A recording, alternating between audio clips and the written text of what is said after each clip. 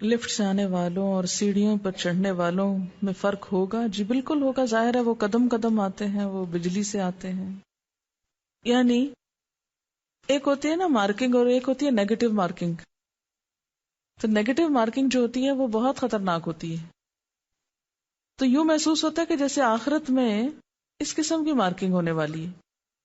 ایک انداز تعلیم ہوتا ہے کہ جس میں اسٹوڈنٹ لکھتے ہیں، خوب لکھتے جاتے ہیں، جو غصو سمین اوٹ پٹانگ باتیں لکھ لکھ کے پیپر بھرتے ہیں کہ جتنے کاغذ زیادہ ہوں گے اتنے نمبر زیادہ. اللہ کے ہاں ایسی مارکنگ نہیں. اور ایک انداز تعلیم کیا ہے کہ جس میں اگر آپ نے فالتو بات لکھی اس کی بھی مارکنگ کٹ جائے، یعنی نیگیٹو مارکنگ اس کو بولتے ہیں نا. تو قیامت کے دن جو طریقہ کار ہوگا مارکنگ کا وہ نیگیٹو مارکنگ کا ہے. صرف یہ نہیں دیکھا جائے گا آپ کیا کر کے آئے نیکیاں، یہ بھی دیکھا جائے گا کہ ساتھ آپ نے فالتو کام کتنے اور کر دیے کہ جو اصل کو ڈبونے والے ہو گئے. تو اس لیے انسان کو بہت کیئرفل اور کانشیس ہو کے زندگی بسر کرنے کی ضرورت ہے.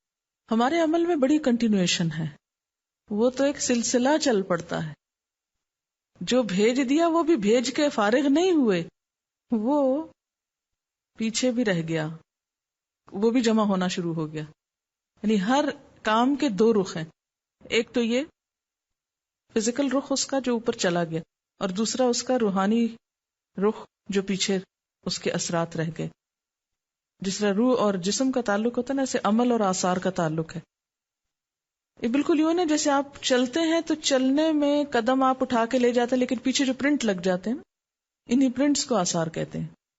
ہاں، ان کا سوال بہت اہم ہے کہ کیا جو اعمال انسان نے کر لیے اور اس کے پرنٹس لگ گئے، اب کیا وہ ریورسیبل ہیں کہ نہیں، مٹ سکتے ہیں کہ نہیں. توبہ مٹا سکتی ہے نمبر ایک. دوسرے یہ ان الحسنات یذہبن السیئات، یعنی مثلا ایک شخص پہلے ایک بڑے غلط کام میں انوالو رہا اور اب اس کو احساس ہوا کہ میں نے جو کیا غلط کیا اور میری پکڑ ہو سکتی ہے اس پر. اگر اس کو واقعی احساس ہوا اور اس کے بعد اس نے اپنی اسی صلاحیت کو، اسی چیز کو ایک اچھے کام میں استعمال کیا اور اس میں محنت کی، تو ہو سکتا ہے مثلا یوسف اسلام ہے. یوسف اسلام سے پہلے کیا تھا؟ Kate Stevens.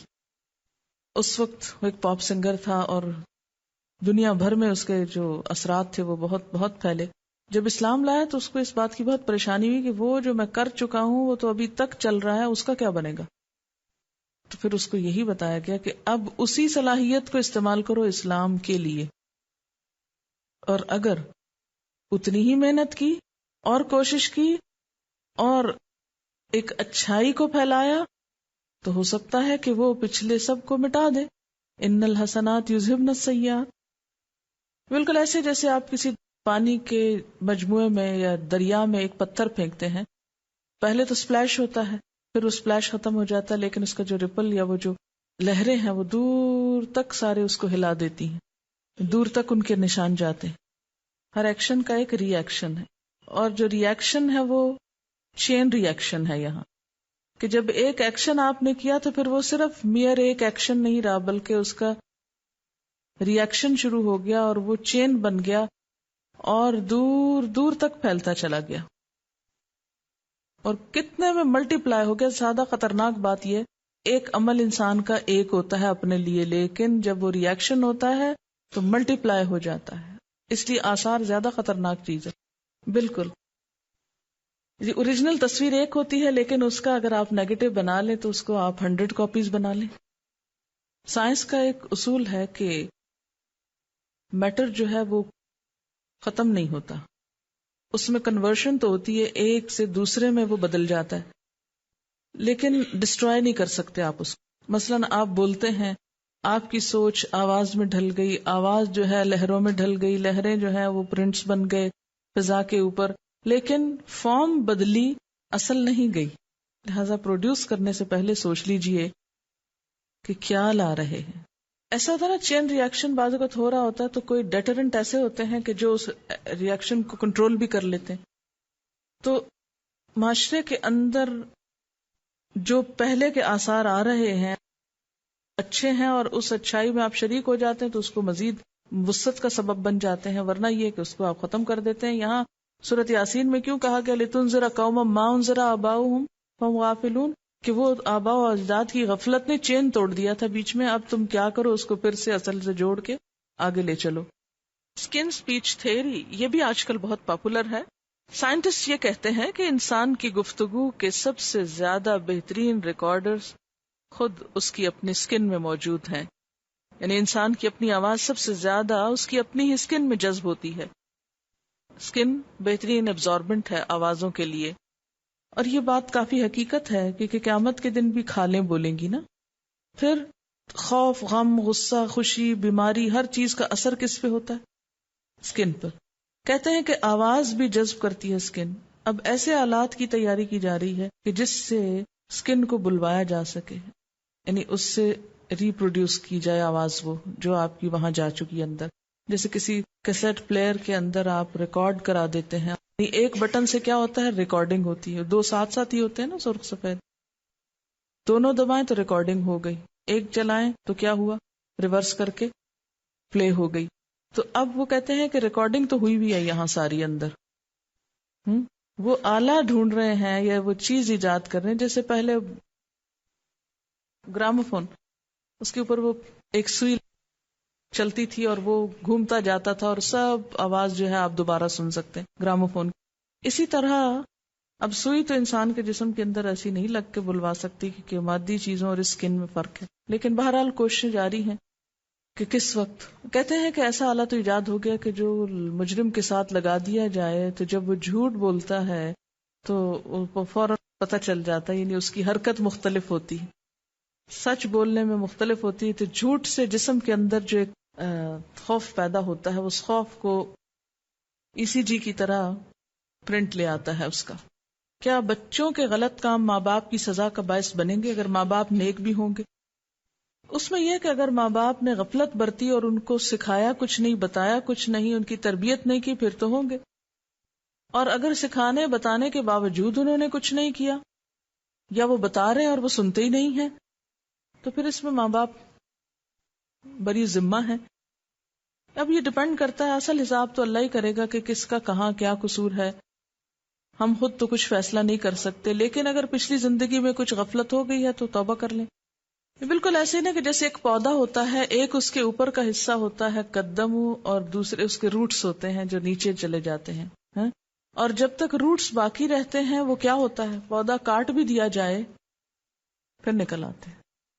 اور ایک سے کئی بن، جیسے بیج ہوتے ہیں، ایک بیج 700 بنا دیتا ہے. تو آثار بھی کیا ہوتے ہیں، ایک کام کے 700 امپریشنز بن جاتے ہیں. اسی طرح یہ ہے کہ قیامت کے دن ایسے سینسیٹیو ترازو ہوں گے کہ جو صرف انسان کے ظاہری اعمال کو نہیں، باطنی نیتوں کو بھی جج کر لیں گے. کوانٹٹی ہی نہیں، کوالٹی بھی دیکھ لیں گے ان کی. اب تو آپ ترازو میں ڈالیں، آپ کوڑا ڈالیں یا پھل ڈالیں، کچھ بھی ڈالیں تول دے گا، لیکن وہاں وہ یہ بھی ساتھ ہی بتائے گا کہ اس کی کوالٹی کیا ہے. بعض اوقات انسان ساری زندگی اچھے کام کرتا ہے لیکن مرتے وقت ایسی وصیت کر جاتا ہے کہ جس کے اثرات آئندہ نسلوں پہ بڑے خراب ہوتے ہیں. اسی لیے اس کی سزا بہت زیادہ ہے کہ انسان، ایک روایت میں آتا ہے کہ جنت سے ایک بالشت بس قریب ہوتا ہے مرتے وقت نا، لیکن جاتے جاتے غلط وصیت کر کے لوگوں کی زندگی جہنم کر جاتا ہے. غلط وصیتوں کا نقصان کیا ہوتا ہے، اور وہ جنت میں جاتے جاتے جہنم میں جا پڑتا ہے غلط وصیت کی وجہ سے. کیوں؟ اس لیے کہ بہن بھائی آپس میں کٹ جاتے ہیں، قطع رحمی ہوتے. لا يدخل الجنت قاطع الرحم، رشتوں کو کاٹنے والا. تو یہ سبب بن گیا رشتے کاٹنے والا. اسی طرح دوسرے اعمال، جب قیامت میں یہ اسکرین کھلے گی سب کے آگے تو بہت شرمندگی ہوگی. اس سے پہلے ہی ہم اپنا ڈیلی سیلف انالیسس، خود احتسابی شروع کریں اور اپنے اعمال کی، یعنی صرف ڈیلی نہیں بلکہ پچھلی ساری زندگی کو بھی ذرا پرکھ لیں کہ ہم کیا کچھ کر چکے ہیں اور اس پر اس کا توڑ کیسے کرنا ہے، مداوع کیسے کرنا ہے. اس آیت کو پڑھ کر مجھے ایسا لگا کہ اللہ نے مجھے آئینہ دکھا دیا، اپنی حقیقت کو دیکھو. آج تک دنیاوی معاملات کے لیے امپریشن کی کیسی کیسی فکر تھی، لیکن آخرت میں پڑھنے والے امپریشن کی کبھی فکر ہی نہیں کی. وہ مارکس جو اللہ نے مجھے دینے ہیں میں ان کی فکر ہی نہیں کرتی. یہ سوچا ہی نہیں کہ ان کی چیکنگ کتنی سخت ہوگی. کاش یہ احساس سب میں جاگ جائے تاکہ ہم اپنے اعمال کو کرنے سے پہلے ہی پرکھ لیں کہ ان کا درجہ کس جگہ پر ہوگا. ایسے لگتا ہے جیسے اللہ تعالیٰ قیامت کے دن ایسی مووی چلائیں گے کہ جس میں کسی قسم کی کوئی ایڈیٹنگ نہیں ہو. ایک اور کمنٹ ہے، سب سے بہترین اثر جو ہم زمین پہ چھوڑ سکتے ہیں وہ سجدوں کے نشان ہیں. مجھے یہ بات بہت اچھی لگتی ہے اور اللہ کا شکر ادا کرتی ہوں جب بالکل ایک ڈیفرنٹ جگہ پر نماز پڑھنے کا موقع ملے.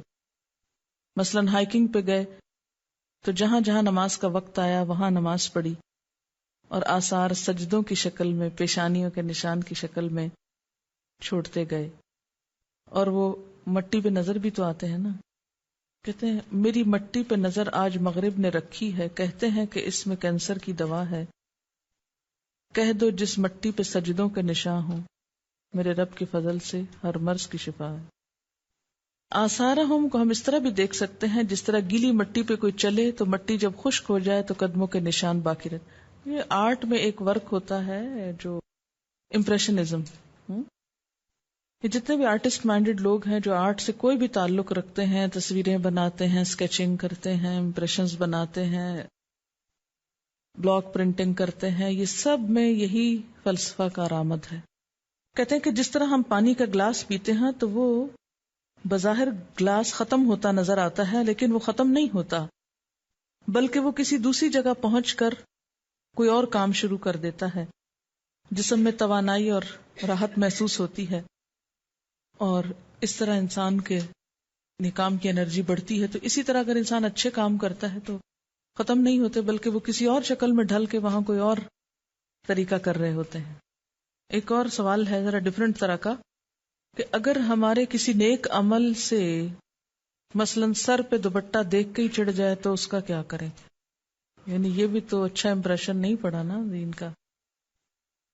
لیکن کبھی آپ نے سوچا کہ یہ دن کیوں آئے کہ لوگ اس کو دیکھ کے چڑھنے لگے؟ وہ وجوہات دور کر لیں کہ جس کی وجہ سے لوگ، دوپٹہ ایک سمبل ہے نا، سمبل ہے، ایک نشان ہے، ایک علامت ہے. لوگ جب اس میں کسی کو دیکھتے ہیں تو اس کے بارے میں ایک امپریشن رکھتے ہیں. وہ امپریشن کیسے بنا؟ اس کے بننے میں کوئی خرابی ہو گئی تو خرابی دور کر دیں، یہ نہیں کہ وہ نشان ہی اڑا دیں. کبھی آپ نے نہیں کیا کہ اگر آپ کے چہرے کو دیکھ کر کسی کو غصہ آتا تو آپ کہیں کاٹ پھینکو اس کو تاکہ میرا امپریشن ٹھیک ہو جائے؟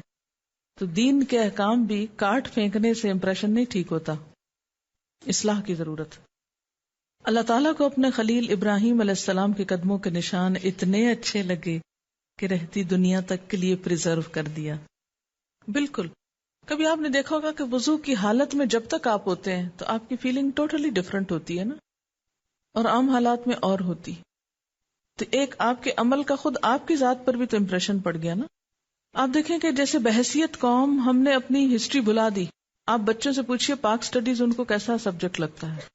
کتنا عام امپریشن ہے، بڑا بورنگ ہے، بڑا مشکل ہے، بالکل دل نہیں چاہتا. دنیا بھر کی تاریخیں پڑھ رہے ہیں لیکن پاکستان کی تاریخ پڑھنا ہمارے اپنے بچوں کو اچھا نہیں لگتا. کس طرح یہ ملک لیا گیا، کیا کیا گزرا، کیا قربانیاں دی، کچھ پتہ نہیں.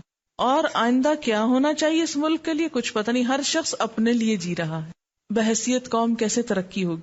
وَاضْرِبْ لَهُمْ مَثَلًا أَصْحَابَ الْقَرْيَةِ، اور بیان کیجئے ان کے لیے ایک مثال بستی والوں کی. کون سی بستی؟ نام نہیں لیا گیا، ضروری بھی نہیں ہے، کوئی بھی ہو سکتی ہے بستی، اس لیے کہ اصل تو واقعہ اور اس کی سرگزشت زیادہ اہم ہے نہ کہ بستی کا نام. بات یہ ہے کہ جب ہم کسی بھی سبجیکٹ کی irrelevant غیر ضروری تفاصیل میں چلے جاتے ہیں تو اصل مقصد بھول جاتے ہیں. مثلاً اگر آپ یہاں بیٹھ کر آیت کا معنی، مفہوم اور اسپرٹ سمجھنے کی بجائے الفاظ اور حروف گنا کریں اور زیر زبر، تو آپ دیکھیں گے کہ مقصد حل نہیں ہوگا. جیسے کسی بھی مثلاً پھل کا چھلکا چاٹا کریں تو آپ کو لطف پھل کا نہیں آئے گا. اسی طرح اگر بستیوں کے نام اور ان کے مواقع اور وہ سب کچھ بہت ڈیٹیل میں لکھ دیے جاتے تو شاید ہماری توجہ انہی چیزوں کی طرف رہ جاتی اور انہی کو رٹتے رہتے بیٹھ کے، اور اصل روح کی طرف ہم نہ جاتے. تو اللہ تعالیٰ نے غیر ضروری تفاصیل ہٹا دی. دوسری بات یہ ہے کہ اس لیے بھی ہٹا دی کہ تھوڑا کام ہم خود بھی کریں، کہیں غور و فکر خود بھی کر لیں، تلاش کریں ان نشانوں کو اور آثار کو. تیسری بات یہ ہے کہ بات تو ایک بستی کی ہے یہاں، لیکن کوئی بھی بستی جو ایسا کام کرے اس کا انجام ویسا ہی ہو سکتا ہے جو اس بستی کا ہوا۔ اس بستی کے ساتھ کیا ہوا کہ اذ جاءها المرسلون، جب ان کے پاس مرسلین آئے، رسول آئے، بھیجے ہوئے آئے۔ قدیم مفسرین کہتے ہیں کہ اس سے مراد شام کا شہر انطاکیہ ہے، اور جن رسولوں کا ذکر کیا جا رہا ہے انہیں حضرت عیسیٰ علیہ السلام نے تبلیغ کے لیے بھیجا۔ جدید مفسرین کہتے ہیں کہ اس سے مراد مصر ہے، سب نہیں بعض۔ اس سے مراد مصر ہے، اور 2 بھیجے جانے والے پیغمبر حضرت موسیٰ علیہ السلام اور ہارون علیہ السلام ہے، اور تیسرے سے جو مدد کی گئی تو وہ رجل مؤمن ہے، جس کا ذکر سورۃ المومن میں آتا ہے، جو آل فرعون میں سے تھا۔ بہرحال واقعہ یہ ہے، ان بستی والوں کے پاس کچھ رسول آئے۔ اذ ارسلنا الیہم اثنین، جب بھیجا ہم نے ان کی طرف 2 کو، فکذبوہما، اس بستی والوں نے ان دونوں کو جھٹلا دیا۔ فعززنا، تو ہم نے قوت بخشی، تائید کی، غلبہ دیا، بثالث، تیسرے کے ساتھ۔ ایک نہیں 2 اکٹھے بھیجے گئے، 2 کی بات نہیں مانی گئی تو ایک تیسرا بھی بھیجا گیا، لیکن ماننے والوں نے 3 کو بھی نہیں مانا۔ فقالو، تو پیغمبروں نے کہا، انا الیکم مرسلون، بے شک ہم تمہاری طرف رسول بنا کر بھیجے گئے ہیں۔ قالو، کہنے لگے، ما انتم الا بشر مثلنا، کیسے مان لے ہم تم کو، تم کچھ نہیں ہو مگر ہم جیسے چند انسان ہو۔ وما انزل الرحمن من شیء، اور رحمان نے تو کچھ بھی نہیں اتارا۔ یہ سب من گھڑت باتیں۔ آج کے دور میں یہ نہیں کہہ سکتے نا کہ قرآن اللہ کی کتاب نہیں ہے، یہ ترجموں پہ بحثیں کر سکتے ہیں۔ اس دور میں تو انہوں نے اصل ٹیکسٹ کو ہی جھٹلا دیا، کہا یہ سب تمہاری من گھڑت ہے، ان انتم الا تکذبون، تم محض جھوٹ بولتے ہو۔ قالو، وہ کہنے لگے، ربنا یعلم انا الیکم لمرسلون، ہمارا رب جانتا ہے کہ ہم ضرور تمہاری طرف رسول بنا کر بھیجے گئے۔ اس سے کیا پتہ چلتا ہے کہ انہوں نے اپنی سچائی کے لیے جو دلیل دی، جس کو گواہ بنایا، وہ کون تھا؟ کوئی انسان نہیں، وہ رب تھا۔ وَكَفَى بِاللَّهِ شَهِيدًا، اور ہر دین کا کام کرنے والے کے لیے یہی اصول ہے کہ اس کے لیے رب کی گواہی کافی ہے۔ اگر کسی انسان کا معاملہ اپنے رب کے ساتھ درست ہے، کوئی شخص اپنے رب کے سامنے سچا ہے اور رب اس سے راضی ہے، تو اس سے بڑا انعام کوئی نہیں۔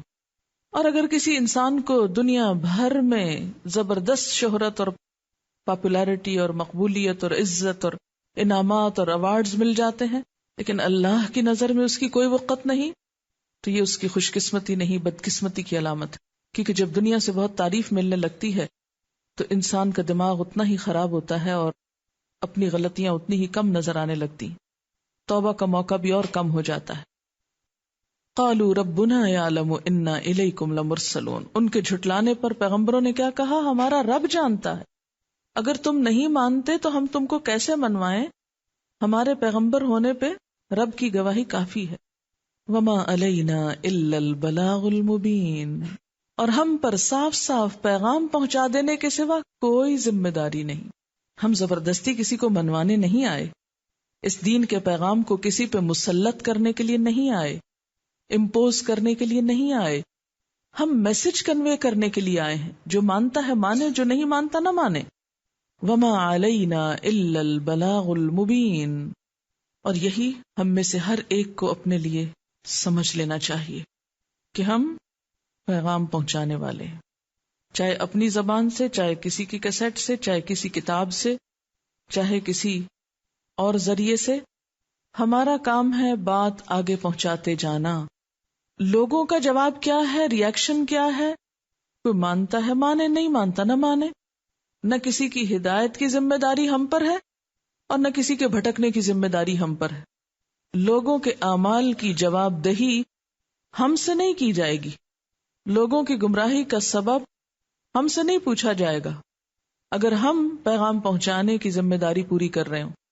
ہاں، اگر ہم کوتاہی کریں تو پھر ہم سے بھی پوچھ ہو سکتی ہے کہ جب تم کو اچھی بات معلوم تھی تو آگے کیوں نہیں پہنچائی، تم نے پہلے سے ہی کیوں ایزیوم کر لیا لوگ نہیں مانیں گے۔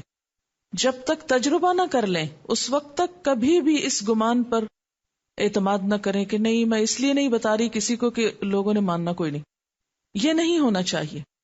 ما علینا الا البلاغ المبین، واضح واضح بات پہنچانی ضرور ہے. اور اگر 100 انکار کریں گے، ایک تو ہو سکتا مان جائے، تو اس ایک بیچارے کو بھی سزا کیوں ملے ان 99 کے انکار کی؟ اس تک تو حق پہنچنا چاہیے. جو ماننے والے ہیں، جو قبول کرنے والے ہیں، جو حق بات لینے والے ہیں، وہ بھی اسی معاشرے کے اندر موجود ہیں. ان کا کوئی قصور نہیں کہ ان کے آس پاس بہت سے انکاری موجود ہیں. اس لیے جو حق بات ہے، جو سچ ہے، وہ پھیلاتے چلے جائیں، عام کرتے چلے جائیں، اور نتائج کی پرواہ کبھی نہ کریں. نتائج اللہ پہ چھوڑ دیں. جس کا کام، جس کی مخلوق، جس کے بندے، جس کی طرف لوٹ کے جانا، وہ ہر چیز کو خود بہتر جانتا ہے. قالو، جٹلانے کے بعد آگے کیا کہنے لگے انا تطیرنا بکم، ہم تو تمہیں اپنے لیے فال بد سمجھتے ہیں. سوسائٹی پر تمہارے اس تبلیغ کا امپیکٹ بہت نیگیٹو ہو رہا ہے، اور معاشرے میں نحوست پھیل رہی، بے عملی پھیل رہی. انا تطیرنا بکم، تمہارے آنے سے گھر گھر میں ڈویژن ہو گئی، گھر گھر میں فساد ہو گیا ہے. اور یہ وہی تانے تھے جو حضور صلی اللہ علیہ وسلم کو بھی دیے جا رہے تھے کہ ہم اچھے بھلے چین سے رہتے تھے. جب سے تم نے یہ تبلیغ کا کام شروع کیا، جگہ جگہ کنٹروورسی شروع ہو گئی. سال ہا سال کی محبتیں، رشتہ داریاں، دوستیاں، تعلقات، ان میں خلل آ گیا، رکھنے پڑ گئے. انا تطیرنا بکم، اگر تمہارے پاس کوئی حق ہوتا تو کوئی معاشرے میں چین سکون ہوتا، یہ فساد تھوڑی ہوتا. اور پھر صرف اتنا ہی نہیں کہا، بلکہ اس سے آگے بڑھ کے دھمکی بھی دی. لئن لم تنتہوا، اگر تم باز نہ آئے، لنرجمنکم، تو ہم ضرور تم کو سنسار کر دیں گے، ہم پتھر مار کے ہلاک کر دیں گے تم کو. آپ دیکھیے کہ پیغمبر چونکہ اللہ کے نمائندے ہوتے ہیں نا، ان کی بات میں وزن بھی بہت ہوتا ہے، ان کے پیغام میں اثر بھی بہت ہوتا ہے، ان کو لوگ بہت بڑی تھریٹ محسوس کرتے ہیں. اس لیے ان کے لیے چیلنجز بھی بہت ہوتے ہیں، ان کو دھمکیاں بھی بہت ملتی ہیں. ہم جیسے کمزور ایمان والے اور چھوٹی چھوٹی کوششیں کرنے والے، ہم کو زیادہ سے زیادہ کوئی کیا کہے گا؟ گھر سے نکال دوں گا، جاب سے نکال دیں گے، ریجیکٹڈ قرار پاؤ گے معاشرے میں. اس سے زیادہ کوئی کوئی ہنس پڑے گا، کوئی مذاق اڑا دے گا، کوئی پیچھے بیٹھ کے برا بلا کہہ دے گا. سو واٹ، یہ تو چھوٹی چھوٹی باتیں. پیغمبروں کو تو اس سے بڑی باتیں سننا پڑی. لئن لم تنتہوا لنرجمنکم، ہم تم کو سنسار کر دیں گے، پتھر ماریں گے تم کو. وَلَيَمَسَّنَّكُم مِّنَّا عَذَابٌ أَلِيمٌ، اور ضرور پہنچے گا تم کو ہم سے دردناک عذاب. دیکھنا تو صحیح تمہاری شامت کیا. ہم میں سے تو کسی نے زندگی میں ایسی کوئی بات سنی ہی نہیں دین کے لیے، کبھی نہیں سنی کہ کوئی ہم کو یہ کہے کہ ہم تمہارے ساتھ ایسا اور ایسا کر دیں. پیغمبر جو ہیں اشد بلاء، سب سے زیادہ سختیاں اور مصیبتیں ان پہ آتی. ثم الامثل فالامثل، پھر جو ان جیسے ہوتے ہیں، پھر ان جیسے، پھر ان جیسے. تو جس کے اندر جتنی ایمانی قوت ہوگی اس کے لیے اتنے ہی بڑے چیلنجز ہوں گے. جس کے لیے اجر بڑا ہے اس کے لیے مسائل بھی بڑے. قالو، کہنے لگے پیغمبر، طائرکم معکم، تمہاری فال بد تو تمہارے اپنے ساتھ لگی ہوئی ہے. یعنی کوئی کسی کے لیے منحوس نہیں ہوتا، ہر شخص کا نوشتہ تقدیر اس کے اپنے گردن میں لٹک رہا ہے.